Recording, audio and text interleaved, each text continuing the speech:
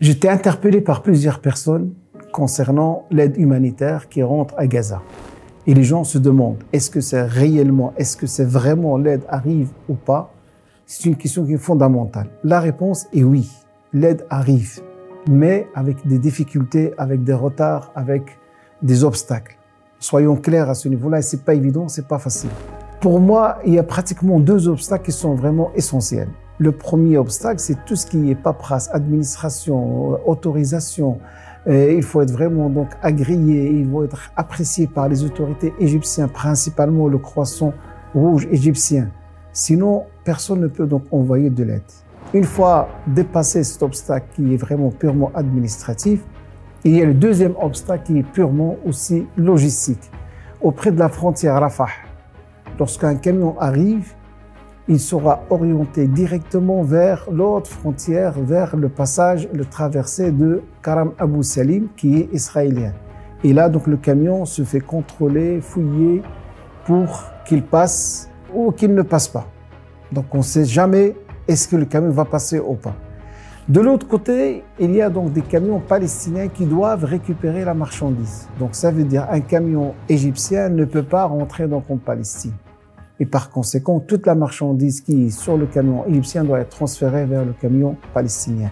Imaginons maintenant qu'on a 400 camions du côté égyptien en attente. Il faut assurer de l'autre côté les 400. Malheureusement, on n'a pas les 400 de l'autre côté, du côté palestinien.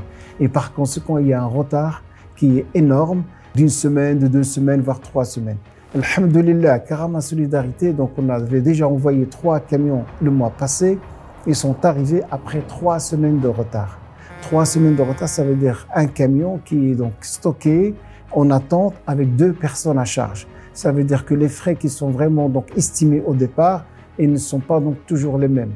Et par conséquent, il y a un grand souci au niveau de la gestion des camions lorsqu'ils rentrent en Palestine. Et donc les frais, on ne sait même pas exactement les estimer au départ. Walakin, alhamdulillah, avec nos efforts, parce que moi j'étais vraiment dans une situation de détresse. On voit devant nous la catastrophe et on ne sait pas aider.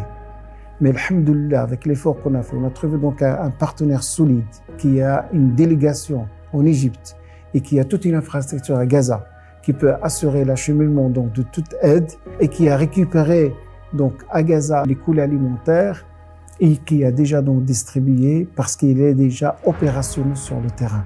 Avec ce partenaire, je viens de rentrer du Caire et on a envoyé 13 camions. C'est le plus grand convoi de Karama Solidarité dans l'histoire. 13 camions avec de la nourriture, des couvertures et des tentes pour servir nos frères et sœurs donc à Gaza. Ces camions sont en attente et j'espère, Inch'Allah, qu'ils vont rentrer le plus vite possible. Malgré la situation la plus difficile, on peut y arriver, Inch'Allah, bihawlillah. Il faut savoir une chose, que le prix d'un seul camion, c'est 35 000 €. Vous pouvez donc faire une collecte entre familles ou bien entre amis, dans les mosquées, des associations.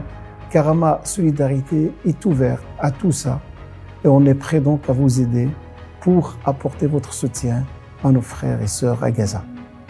La situation d'aujourd'hui, elle est comme elle est, mais on n'a aucune garantie qui va rester de cette façon-là.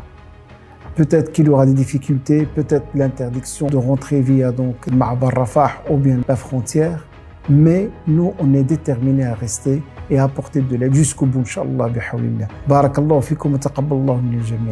Wa Ramadan Mubarak Sa'id.